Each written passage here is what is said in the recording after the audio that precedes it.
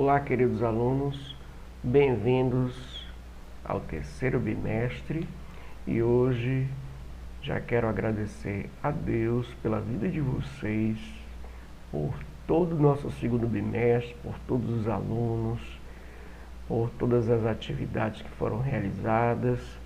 Cremos que teremos aí um terceiro bimestre muito melhor do que o segundo, estamos aí evoluindo, em busca do conhecimento, e isso é importante, né?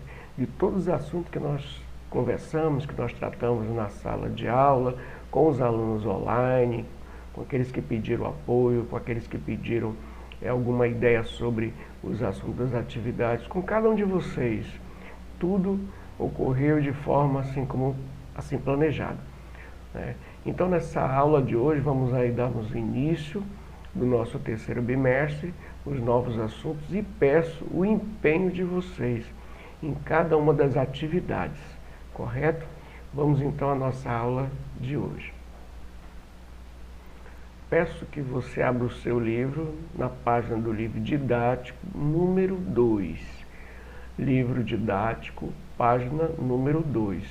O nosso tema nesse terceiro bimestre, olhar para dentro. Olhar para dentro. Página número 2 do livro didático. E nós já iremos começar com alguns questionamentos, né? Alguns questionamentos para abrir aí nossa mente, ok? E um desses primeiros questionamentos: o que encontro quando olho para dentro de mim mesmo? O que encontro quando olho para dentro de mim mesmo? O segundo questionamento: como posso me conhecer? O terceiro: será que me conheço bem? Número 4: sou sempre do mesmo jeito? E as outras pessoas? O número 5: o que os sentimentos dizem sobre mim? E o número 6: meus pensamentos e minhas atitudes revelam quem eu sou? Então nós já começamos a nossa aula desse dia com alguns questionamentos que fazem nós refletirmos sobre a filosofia. Vamos para a próxima página. Os objetivos: recorrer ao pensar filosófico para conhecer mais a respeito de si e apreciar as próprias capacidades. São os objetivos desse assunto de hoje, da nossa disciplina de filosofia. O segundo é refletir sobre a importância de conhecer a si mesmo. Um terceiro objetivo é dialogar e argumentar para defender ideias e pontos de vista. Um quarto objetivo: identificar contradições em diferentes contextos, incluindo a comunicação, que ela é muito importante, né? Nós nos comunicarmos. Outro objetivo: compreender elementos filosóficos presentes no diálogo e em diferentes gêneros textuais. Identificar, nomear e refletir sobre sentimentos, diferenciando-os de ações e pensamentos. E o último: colocando-se no lugar do outro, respeitando-o e buscando entender seus modos de pensar, seus modos de ser, pensar e sentir. Ok? Esse é o nosso início da nossa aula. Aí vem o questionamento: conhece-te a ti mesmo? Conhece-te a ti mesmo? Olhar é uma forma de perceber e investigar a realidade. Essa investigação envolve os sentidos e o pensamento. Ouvir sons, experimentar gosto, odores e texturas. Enxergar formas e cores, refletir sobre ideias e dúvidas de cada pessoa. Podemos olhar para além das coisas que nos rodeiam. Sons, gostos, odores, texturas, ideias e dúvidas dos outros, e enxergar mais adiante, descobrir coisas novas, mas ao olhar também é possível investigar o nosso interior, o que há dentro de nós, descobrindo um universo especial e particular. Você imagina o que podemos encontrar se investigarmos a nós mesmos? Observe algumas perguntas que podem dar início a essa investigação. Bem, em primeiro, nós podemos observar que logo no início do texto, que olhar é uma forma de perceber e investigar a realidade. Então, quais são as formas que nós podemos, investigar essa realidade? Como é que nós podemos? Através de quê? Ouvir sons, experimentar gostos, odores e texturas. Aí nós vamos perceber e sentir o mundo ao nosso redor. Enxergar formas e cores, refletir sobre ideias e dúvidas de cada pessoa. Ok? E nós podemos, como diz o texto, podemos olhar para além das coisas que nos rodeiam, através de sons, gostos, odores e textura, como aqui está. E nessa investigação, quando vem os pensamentos, observe que nos quadrinhos, onde se refere aos pensamentos, como é meu jeito de ser e pensar. Nós podemos observar isso com as nossas atitudes diárias, O que eu sinto? Quais as minhas qualidades e o que me importa sobre mim? Percebo o que muda e o que permanece em mim? É provável que você ainda não tenha respostas para as perguntas que acabou de ler. E isso não é ruim. O importante é abrir-se para elas e buscar, por meio do pensamento, caminhos para investigar seu próprio universo interior. Então, nesta aula de hoje, nós estamos observando, de uma forma filosófica, conhece-te a ti mesmo. Então, nós observamos o mundo exterior de várias formas e vamos ter o conhecimento interior de como nós somos e como nós devemos, assim, agir. Vamos para a próxima página. Muito bem, na página número 4, no Olhar de Filósofo, na Grécia Antiga havia um templo, está aqui o templo, ok? Na cidade de Delfos. Milhares de pessoas costumavam se reunir nesse local, especialmente nos festivais em homenagem a Apolo, marcados por comemorações e apresentações de música e teatro. Na entrada do templo havia um portal com a inscrição "Conhece-te a ti mesmo?". Essa frase foi muito difundida pelo filósofo Sócrates, pois ele considerava que só seria possível obter o verdadeiro conhecimento se, primeiramente, conhecêssemos a nós mesmos. Sócrates tinha um jeito especial de ensinar. Ele costumava caminhar pela agora, dialogando com os cidadãos em busca da verdade. Nesses diálogos, o filósofo levava seus interlocutores a descobrir os próprios erros de raciocínio e a corrigi-los para aproximar cada vez mais a verdade. Nesse momento, eu te convido para nós assistirmos um vídeo, ok, que vai falar um pouco sobre o templo de Delfos e sobre Apolo. Olá, amigos mamíferos, eu sou Dom Foca e hoje vamos começar mais um vídeo da nossa série Curiosidades Mitológicas. O assunto de hoje é o Oráculo de Delfos, então se preparem e vamos nessa! Localizado aos pés do Monte Parnaso, existe um lugar sagrado para todos os povos helênicos.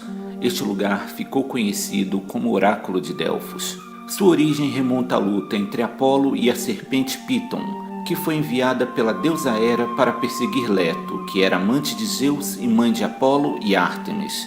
Após derrotar a terrível víbora, Apolo decretou que ali seria construído um templo em sua homenagem, e assim foi feito. Apolo também era considerado o deus da profecia, E por sua origem mitológica, o oráculo sagrado de Delfos superava todos os demais em prestígio e devoção. O oráculo realmente existiu e era considerado um dos principais centros religiosos para os gregos da antiguidade. Sempre que possível, generais, reis e nobres consultavam o oráculo antes de tomar alguma decisão importante. Nenhuma guerra, aliança ou expedição de colonização era realizada sem antes ouvir o que o oráculo tinha a dizer. Dentro do templo de Apolo existia uma câmara subterrânea na qual somente as pitonisas, que eram as sacerdotisas do templo, poderiam entrar. Conforme a tradição, lá elas inalavam os gases emanados pelo corpo soterrado da serpente Piton. Esses gases e a dádiva de Apolo conferiam às pitonisas o poder da profecia. Antes de fazer qualquer pergunta ao oráculo, o visitante passava por um processo de purificação. Lá existia uma fonte sagrada para eles se limparem e que continha a seguinte inscrição: para o bom peregrino, uma gota basta. Para o mal, nenhum oceano conseguirá retirar suas manchas. Depois era necessário oferecer um sacrifício aos deuses. Um cordeiro ou uma ave era morto, e o sacerdote investigava suas entranhas à procura de sinais divinos. A pergunta feita ao oráculo era escrita em uma tábua de argila e entregue à pitonisa. Inebriada pelos gases, a sacerdotisa entrava em transe e começava a falar palavras cifradas. Essas palavras eram anotadas pelo sacerdote. As respostas entregues pelo oráculo eram em regra misteriosas e enigmáticas, sendo muitas vezes de difícil interpretação. Contudo, os povos da época afirmavam que as profecias tinham um alto grau de precisão e acreditavam que quando não se confirmavam, possivelmente era porque tinham sido mal interpretadas. O período de glória do oráculo durou muitos séculos, mas seu declínio foi inevitável. Nero, o imperador romano, ordenou que suas legiões saqueassem o templo sagrado. Durante a pilhagem foram roubadas mais de 500 estátuas de bronze e mármore, as quais foram levadas para Roma. E com o crescimento do cristianismo, o oráculo foi definitivamente fechado pelo imperador Teodósio no ano de 385, por ser considerado um local que fomentava superstições e rituais pagãos. Mas mesmo antes disso, o templo já estava em decadência. Juliano, conhecido como o último imperador pagão, enviou um emissário ao oráculo com uma pergunta. Os sacerdotes do templo lhe enviaram a seguinte resposta: diga ao imperador que o templo glorioso caiu em ruínas. Apolo já não tem um teto sobre sua cabeça. As folhas dos lauréis estão silenciosas. As fontes e arroios proféticos estão mortos. No início do século XX, estudiosos foram ao oráculo e não encontraram sinais que indicassem que realmente existiram os famosos gases proféticos e concluíram que tudo não passava de superstição. Porém, já no final do século, estudos geológicos indicam que o templo fica em cima de uma falha geológica, da qual emanam gases que podem ter efeitos anestésicos e psicotrópicos. O passado glorioso do oráculo de Delfos está registrado em obras como Édipo Rei.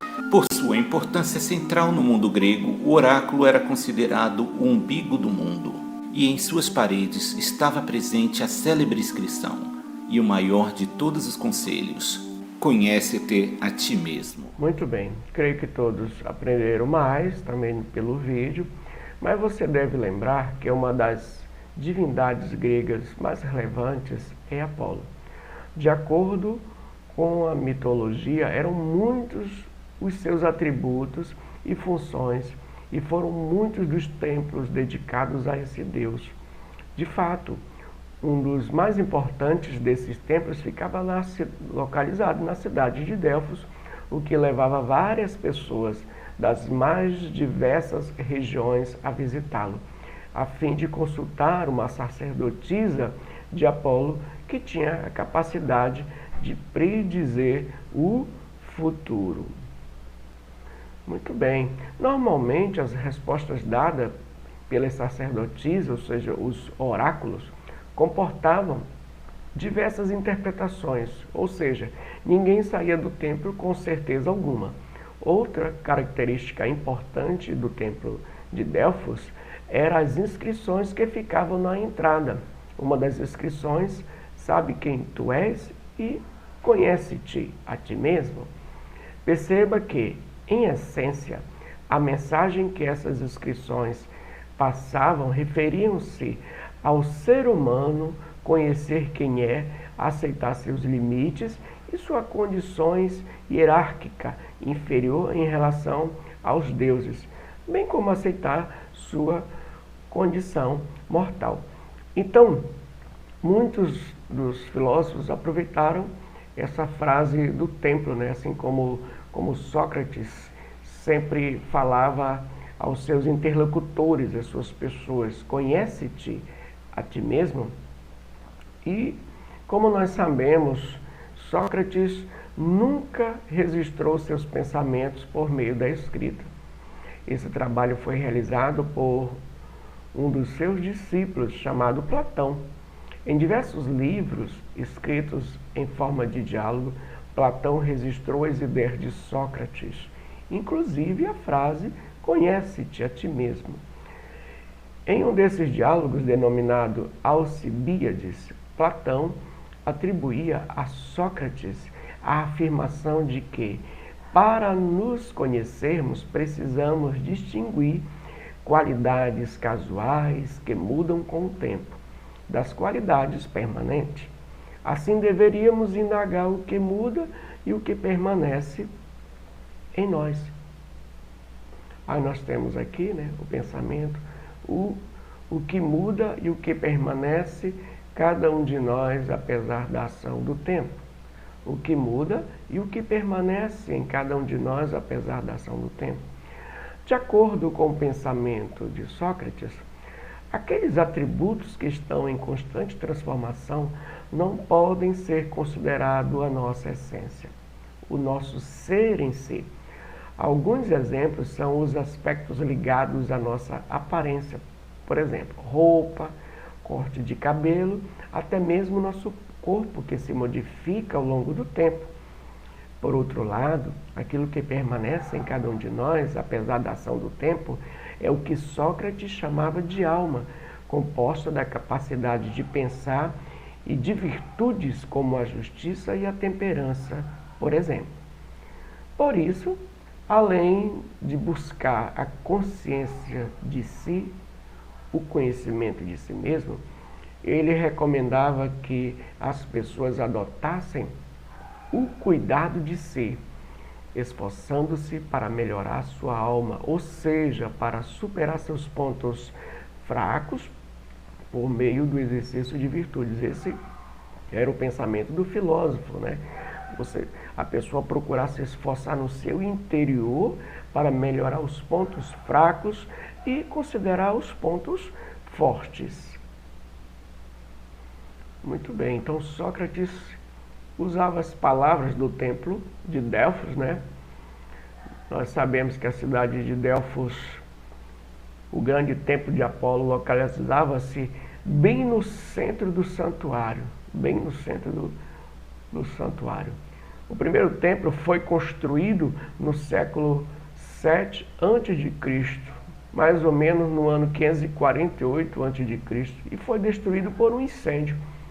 Depois, com a ajuda financeira de diversas cidades gregas e também de outras regiões, um segundo templo foi erguido, mas destruído por um terremoto no ano 373 a.C.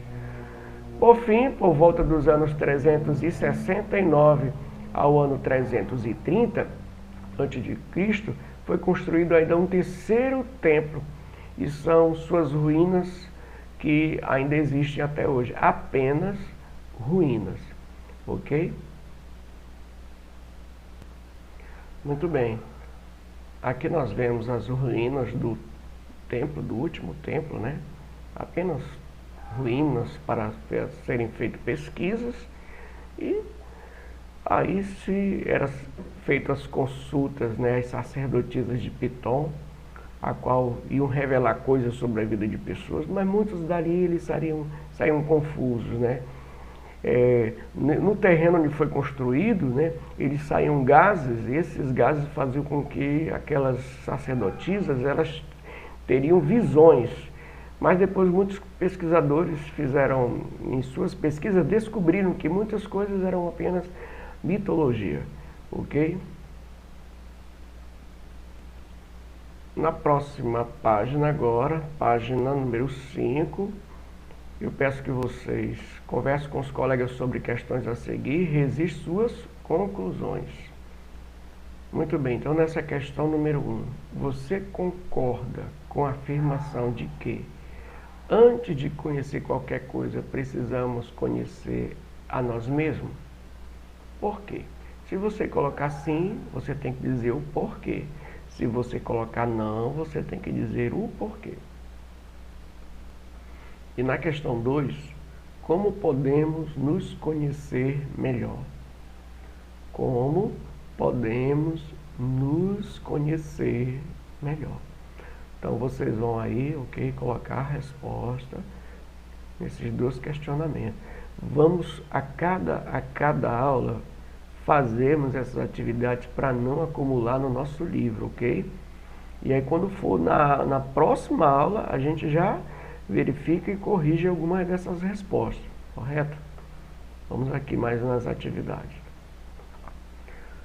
Quando uma pessoa investiga seu universo interior, adquire consciência do próprio modo de ser, isto é, ganha autoconsciência ou consciência de si. Para se conhecer melhor, leia o texto a seguir e responda as questões nele propostas. Agora, me diga, na certa, a primeira questão não vai parecer novidade, mas os pontos de vista sobre ela podem ser uma infinidade. Então vamos lá. Qual é o seu nome? Aí você vai, nome e sobrenome do aluno, ok? Nome e sobrenome do aluno. Você vai colocar aqui.